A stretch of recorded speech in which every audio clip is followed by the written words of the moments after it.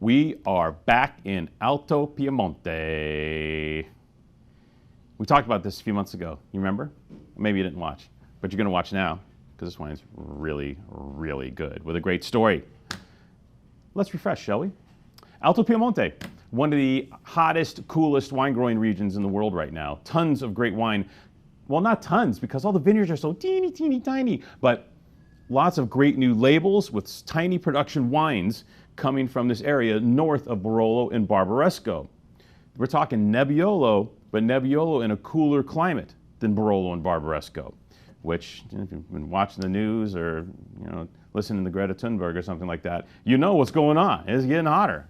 And when it gets hotter, these cooler areas are manifesting wines that they've never made before. Not only that, but the producers and growers here are more oriented towards quality and great artisan winemaking and grape growing, so that these wines are improving exponentially and the winemaking and grape growing is improving exponentially all at the same time.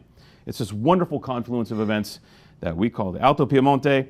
You guys might remember that Pastoris, the wine from the kid Pastoris, that the Canovese Nebbiolo. What a wine. We've sold tons of that. Truly amazing. And now we're back with the follow-up to that wine from Magda Ciccioni.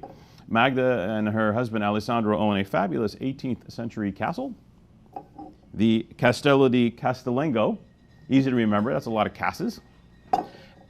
Beautiful spot, gorgeous spot, with some very particular vineyards of Nebbiolo in the area they call the Costa della Sesia, which is south of Lessona.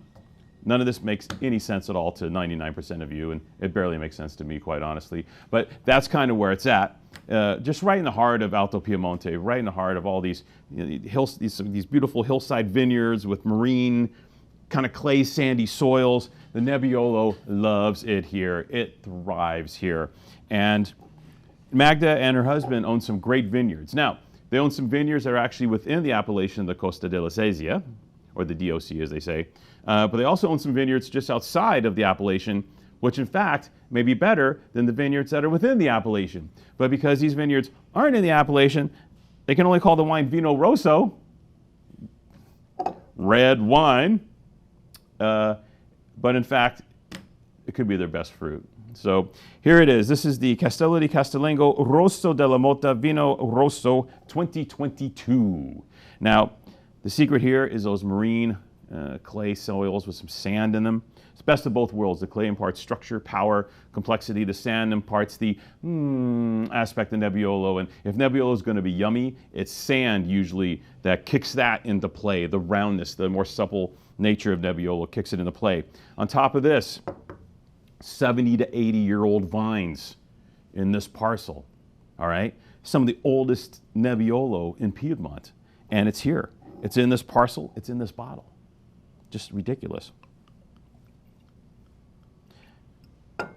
Their winemaking, super old school and classic. Again, we love this, the older barrel and concrete tank approach. Everything's just, everything's put in the vessel so as not to mask all the work that's done in the vineyard. It is as simple as that. No lipstick on this pig. The aromatics from these wines are just so haunting. You get great aromatics from Barolo and Barbaresco. Had a fabulous 21 Valero from Modero last night. The wine was young, but my God, incredible. And, this area can generate those aromatics because a lot of the aromatics are generated from these cooler temperatures. Cool climates tend to manifest more in a stronger, more brilliant, more focused aromatic profile in wine in general, whether it's Riesling, whether it's Pinot Noir, whether it's Nebbiolo. You catch my drift? Like a lot of wines in warmer areas, they'll have bigger shoulders and richer fruit and more dense, but they won't necessarily be more aromatic or perfumed. These cooler climates tend to manifest those perfumes in the wines, and that's what it does here. This is just gorgeous. Actually, a touch sappier aromatically than the Pastoris wine, like richer, right? The old vines are kind of pushing their way into the aromatics here and creating more power and force behind those typical, Nebbiolo aromatics, that deep cherry, that little sarsaparilla thing. No mint in this one. Sometimes they'll get a little mint, not here. This is just more almost like pure fruit, pure Nebbiolo fruit here.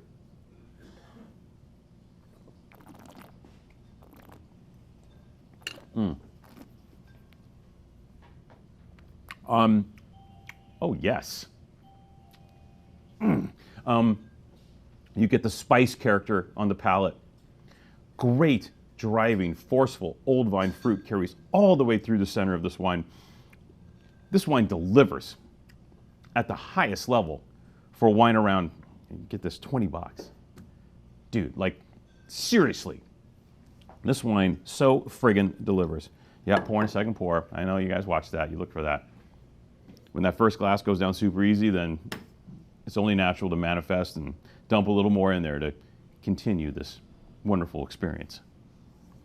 I love Nebbiolo. It's one of my favorite red wine grapes in the world. And just having a new Nebbiolo playground for us to roll around in, my God, what a treat. The Alto Piemonte wines are just a treat. And there's so many good ones. Now, granted, a lot of them are like 50, 60 bucks. That's the deal, right? These guys make a Costa della Sesia, the fancier appellation, and that wine's more money. Still a deal at like 40 bucks, 45 bucks. But this wine at this price, 80-year-old vine, Nebbiolo, from top vineyards, from a great producer, for around 20 bucks. Unbelievable. One of the greatest value red wines we have in the store. So, you know what to do. Click, buy, like, subscribe. Cheers.